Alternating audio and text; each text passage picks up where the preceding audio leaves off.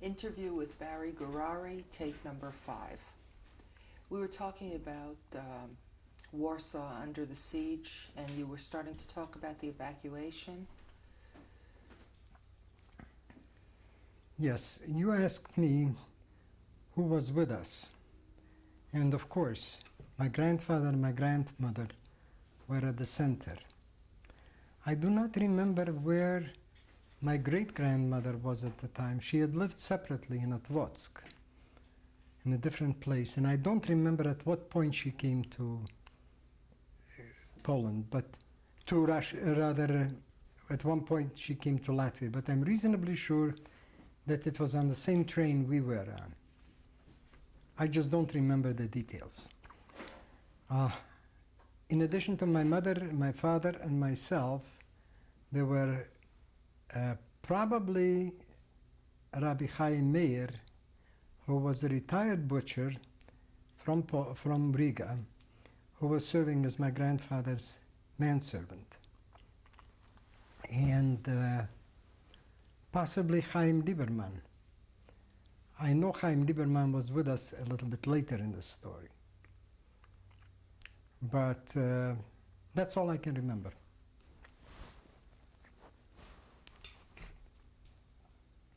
And the evacuation, you said something about after the firebombing, you evacuated? After the firebombing, or rather in the middle of the firebombing, it turned out to be too much for the defense, for the air defense that the boys in that particular compound had organized.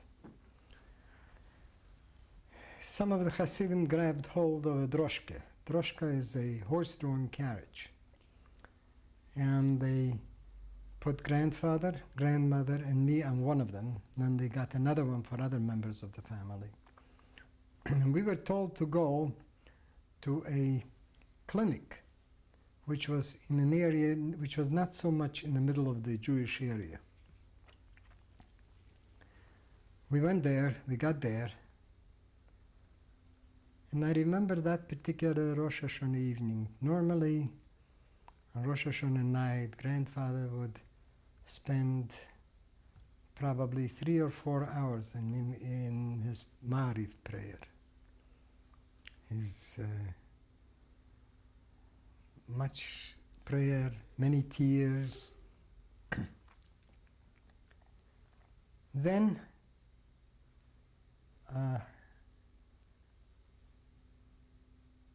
this time it turned out he was totally exhausted. He had to sit. He couldn't stand up physically. He couldn't stand up for his prayers. His prayers took half an hour. He was completely self-controlled. His eyes were dry, and he was reassuring everybody around him. Remarkable strength of character from a man who was unable to move for physical reasons. Later that night, some Hasidim got together. They found a man who lived in the area on Granichna Street. And his name was, if I remember it correctly, probably Bornstein. Maybe Bernstein, probably Bornstein. And he gave my grandfather his apartment for the next week or two. So we moved there, and we by then had a minyan on Rosh Hashanah morning. After the firebombing of the previous night, that was quite an accomplishment for people to be able to do that. Rosh Hashanah was difficult. The days after that were difficult because of the various bombardments. Then came Yom Kippur. And on Yom Kippur, around Yom Kippur afternoon, by that time the Nazis had brought their artillery much closer to the city. So they were no longer dependent on aerial bombs. They could actually blast the city from their long-range guns, which they did. And they did that most intensively during Ne'ilah time. Nila being the prayer offered in the late afternoon. I remember the fires and the horror, and now we had to get out. Granichna Street was being hit badly. Now, in between Rosh Hashanah and Yom Kippur, a cousin of mine named Barry Gourary, who didn't survive the Shoah, and I went around trying to look for a wheelchair. Grandfather had never sat in a wheelchair before. He refused. We found one. We found a used wheelchair. We paid for it well, and we brought it and hid it so Grandfather wouldn't see it. That afternoon, we got him to sit down in it. And it was very helpful in helping us get out of Granichna. Walking across ruins, a burning city, we finally made it to Nalevki 7. Nalevki 7 was again one of those large tenements which had a big opening in the middle, sort of built like an O, but with not round corners, but square corners. It was built like a square, I should say.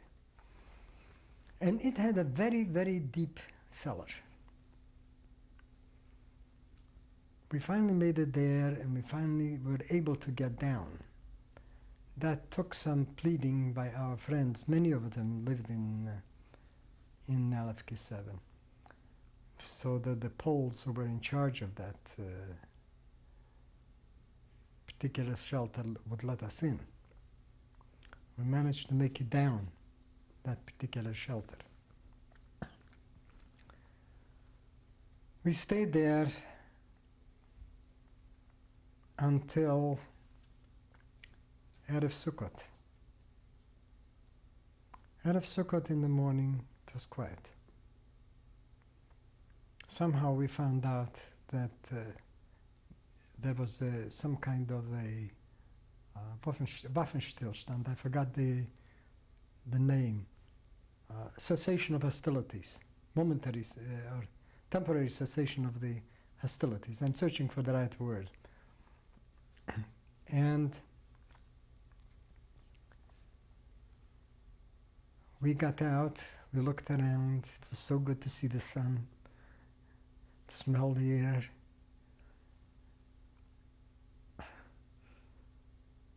That was our first moment above ground, if you will. There were no sukkahs. There was a holiday of Sukkot, but there were no sukkahs that year in Warsaw. Normally, Nalevki 7 would have been flooded with them. But the understanding was that the German army was poised outside of Warsaw, and they would shortly come in. I don't remember exactly when they came in. But things started happening. All kinds of things that would make Jews feel miserable. One of their favorite activities in those days at the very beginning was to catch a Jew with a large beard and cut off half of it. Half of it being from one ear to the middle of the chin. Occasionally they would take an ear along. Well, they expected those people to become laughingstock. They weren't. They were heroes. Father got caught in one of those. After Sukkot, we moved to an apartment which was away from Nalevki. The problem was that we had heard that the SS was looking for Schneerson. And it wasn't clear to us whether it was with benign intentions, but one never took the risk of assuming that the SS was doing anything benign for Jews. As it turned out, we moved to the apartment of a man by the name of Barry Gourary. He was a distant cousin of my father's and mine, He lived away from the center of the Jewish area, and he was willing to let us stay with him. He had 3 rooms. These were walk-through rooms, no corridor, and they had a kitchen. And he, his wife, Toibe, and 4 grown children, Yankel, Zalman, Nossen, and his daughter, all lived there with him. And yet he was able to find room for us. In fact, he gave grandfather and grandmother his larger room, which had a large table also.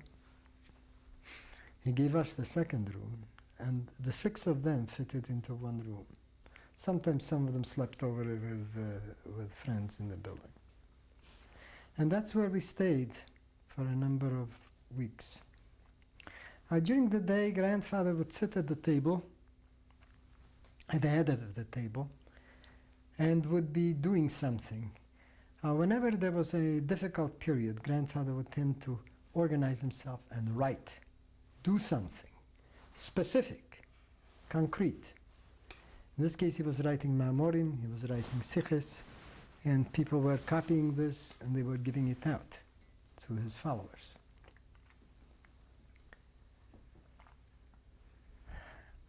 Others sat around the same table. And each one of us did whatever one could. I spent some time copying various Ma'amarim. My father was very busy in those days. He was trying to get somehow, on the one hand, let our friends in America know what the situation was. On the other hand, make sure that he didn't tip his hand to the SS. Well, I told you already about his experience of having half his beard cut off. That didn't stop him. And finally, one day, the SS burst in. And the manner in which they acted made us feel that that was it. We expected to have 1 bullet per person, preferably in the back of the head. But no, it turned out that they wanted Schneerson and they wanted to give him a visa to get out. And they wanted to give us also visas. And so that was the beginning of the move out of there. Do you know why they gave you the visas? Under pressure from the US. Again, the US was still at peace with the Germans. Latvia was a neutral country. Of course, as far as Latvia was concerned, they regarded us who were citizens of Latvia, they referred to us as Wanzenbürger. A Wanz is a bedbug. Burger is a citizen. We are citizens of a bedbug, referring to the size, obviously. In addition to the fact it's always nice to see something about a Jew. Unfortunately, none of our hosts, Herschel or his 3 sons or his daughter or his wife, survived. They all perished. So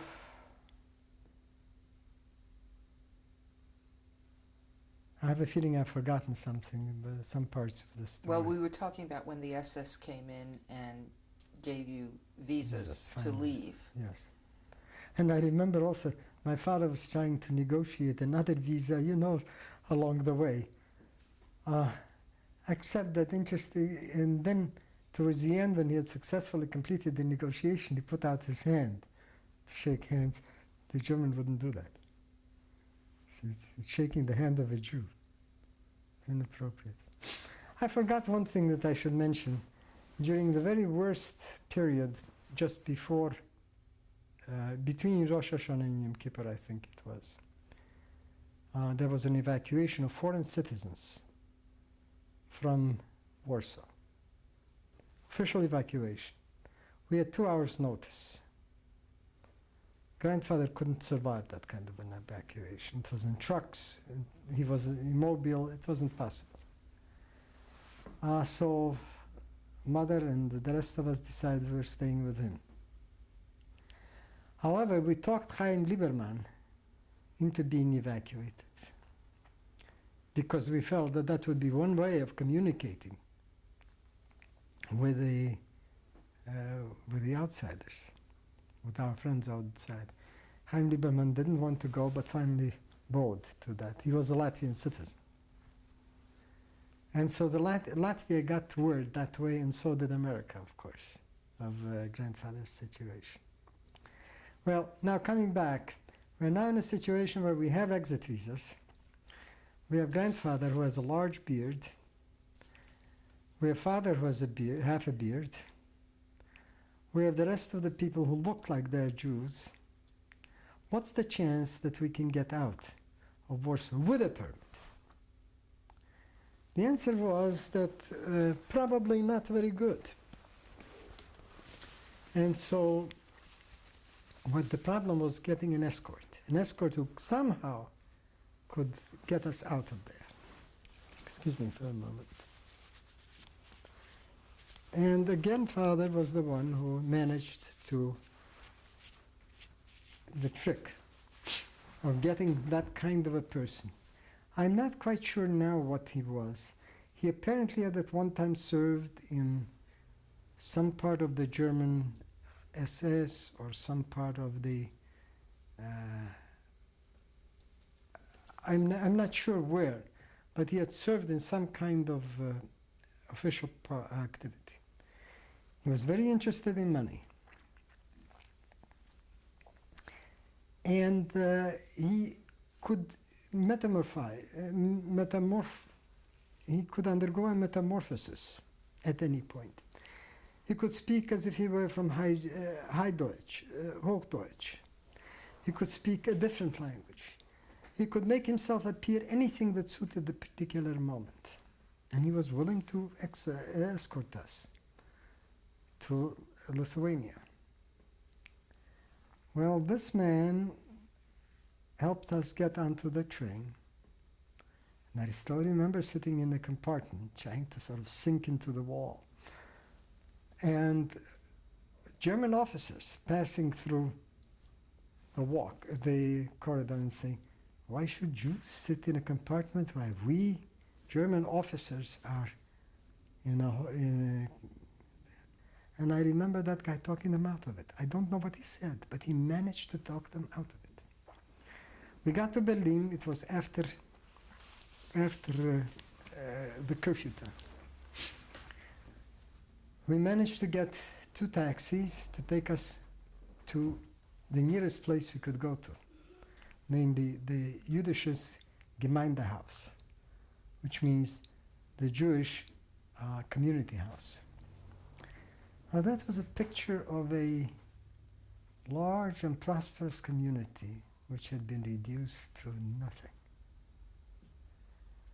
We were there in a large hall, and there were poor people there with difficulty, who couldn't eat, didn't have what to eat, who couldn't stand up because they had been beaten down so much. The sight was absolutely horrid. Finally, somehow we got a place in a small motel. Again, money speaks. And our friends in Warsaw had made sure that we had enough of it to get through.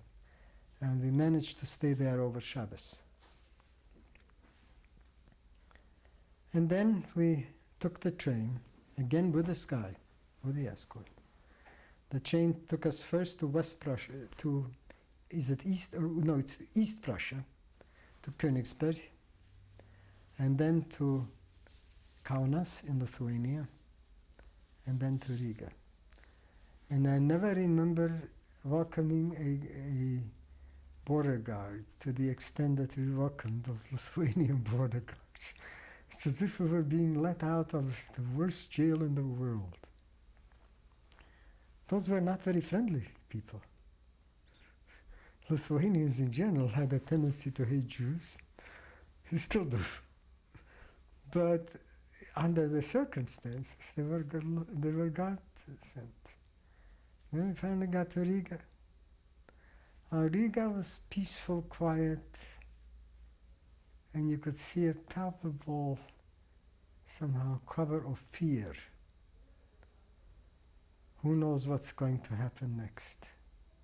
You could feel it all the time.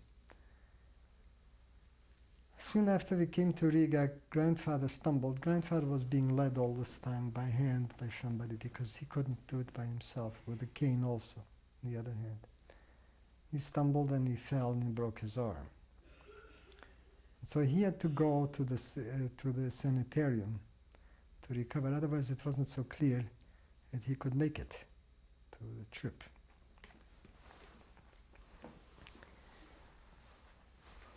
He did. In the meantime, we determined that Riga was no place to stay, and that Riga would not be a place from which we could mount, from which grandfather could mount any kind of organized rescue effort. It was too close. We could almost feel the German fingers, and the Russians on the other side. So the conclusion was that we decided to leave, we being in this case grandfather, on information supplied by father and various other senior people. And we decided to go to the US. This trip to the US had to take place via Sweden. We had to have an air connection from Riga to Stockholm, train to Göteborg, which was a larger port, and there we would board a ship, the Drottningholm, which would take us to New York. Sweden was neutral at the time. Riga was neutral at the time. So that was still feasible. I don't know how they got us a space on the plane, because planes were full. There were not that many planes, and they were not that big in those days.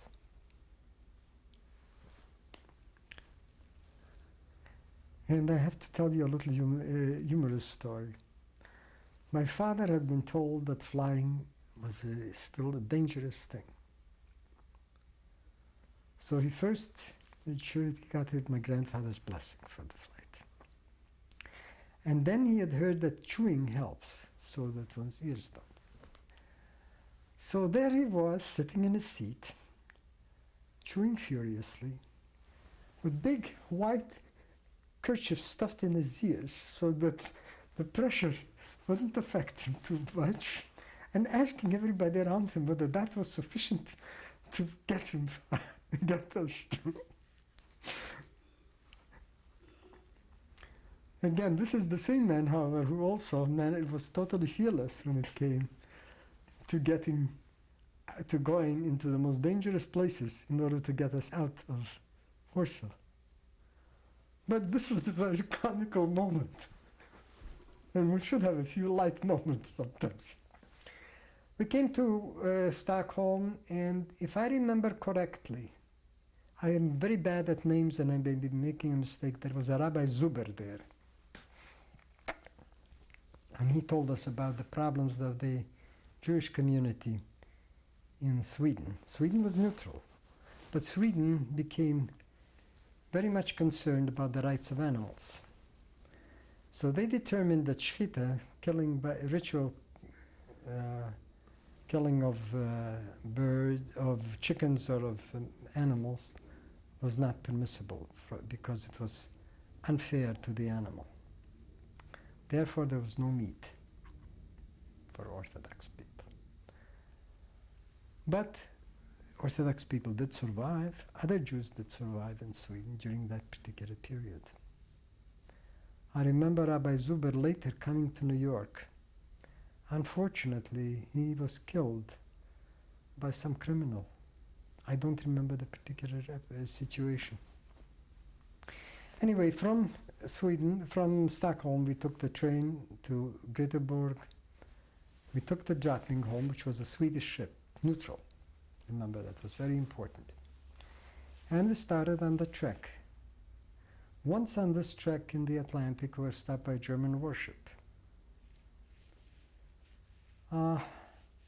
They looked, and after a while they decided it wasn't worth bothering with because it was a neutral ship from neutral country. The citizens were apparently mostly people from neutral, citizens of a neutral country, so the heck with it, they didn't bother with us. So on March 18th, I remember us dropping anchor in the harbor of New York, close to the Statue of Liberty. It was a wonderful feeling, and yet, you know, as a young immigrant on that particular ship, I was asking myself, is there any place where a Jew would really be welcome? It wasn't clear. Well, we had a wonderful welcome on the 19th when we pulled in. Grandfather's followers came, many friends. They put us up at the Greystone Hotel, Broadway and 91st Street, and that became our home for quite a while, half a year roughly. And then for a short period during Passover, Grandfather had an invitation from one of his more distant admirers to spend the Yontif in Lakewood, which we did, but it turned out to be a limited invitation. So we went back to the Greystone Hotel.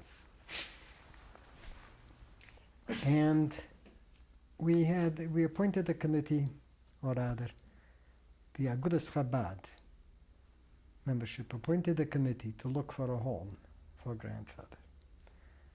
Finally, after about most of half a year, we found a home at 770 Eastern Parkway in Brooklyn.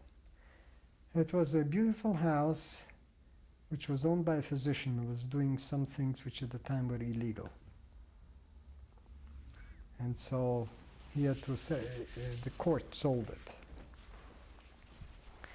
Grandfather got the middle floor, nice apartment. There was a shul and a secretariat on the ground floor, and there was also a study for Grandfather on the ground floor.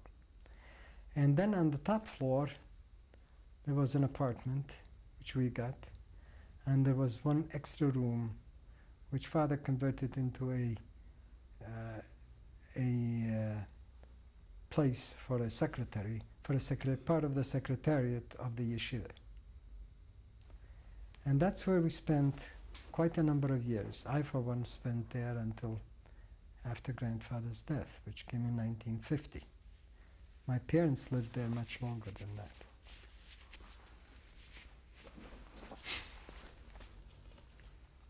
You had mentioned that your grandparents packed an entire household when you left Otvotsk. Did that make it to the United States with you? Later on, after the war, parts of it did. Parts of the library made it, but many things did not. We'll continue on the next tape.